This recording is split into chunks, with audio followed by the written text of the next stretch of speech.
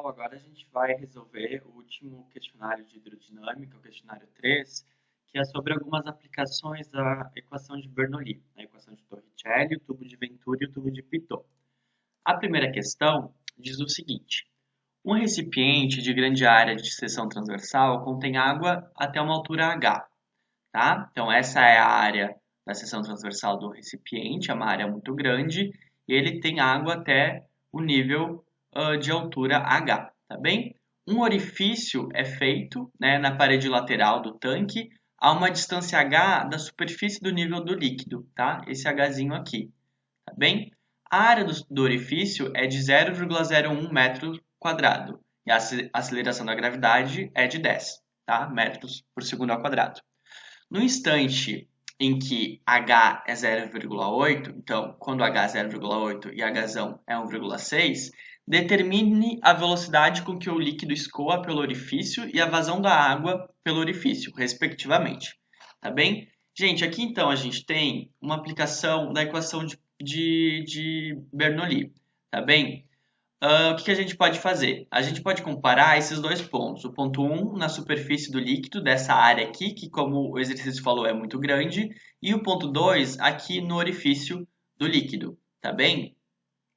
O que a gente tem? A gente tem que a pressão em 1 e a pressão em 2, né, tanto o orifício quanto a superfície do líquido, eles estão submetidos à pressão atmosférica, tá? Então, como pressão 1 é a pressão atmosférica e pressão 2 é a pressão atmosférica também, então a gente pode eliminar o termo pressão da equação de Bernoulli.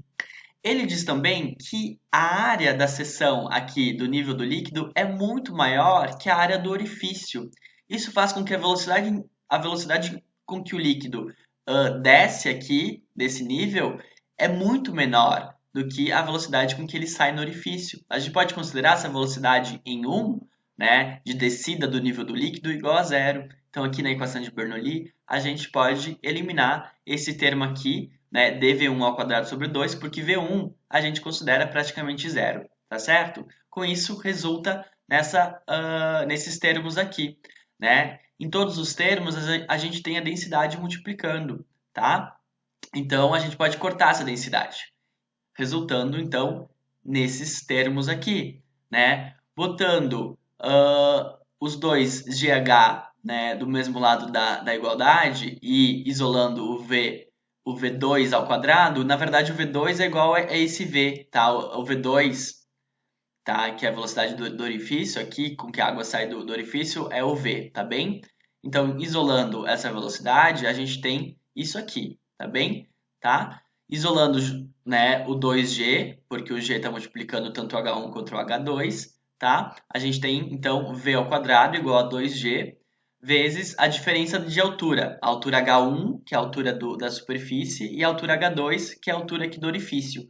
Tá? A gente sabe que H1 menos H2 é esse Hzinho aqui, tá bem? Então a gente tem que a velocidade com que o líquido sai do orifício ao quadrado é igual a 2gh. Tirando a raiz, a gente tem que a velocidade de escoamento do líquido aqui no orifício é igual a raiz de 2gh. E essa é a equação de Torricelli, tá bem? Vocês têm ela resolvida, né? Como chegar nessa equação nos slides da aula, tá? Então o exercício pergunta a vazão, a velocidade com que o líquido escoa aqui, então a velocidade V, e a vazão, né, com que o líquido passa aqui pelo orifício, tá certo? Então é só a gente aplicar na fórmula da equação de Torricelli, tá?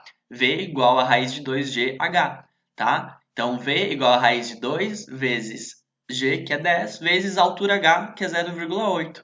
Isso vai resultar na velocidade igual a raiz de 16, que é igual a 4 metros por segundo, tá bem?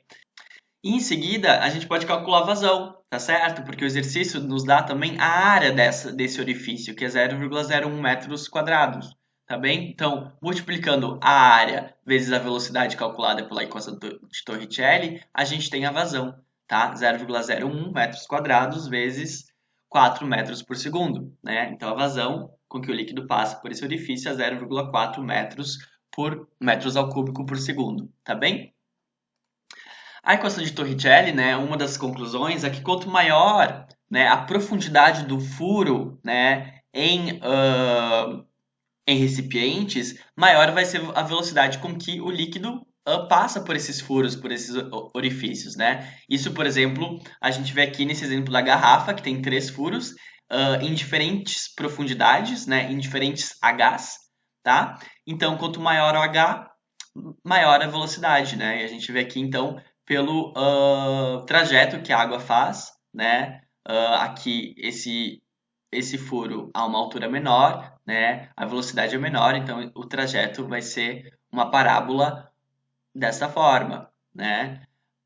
Menos côncava. E o furo de maior profundidade, né, com H maior, né, vai ter uma parábola muito mais aberta, né, porque a velocidade é muito maior, tá certo? Então a velocidade com que o líquido passa pelo orifício, ela depende exclusivamente da profundidade que esse orifício está da superfície do líquido, que a gente chamou de H.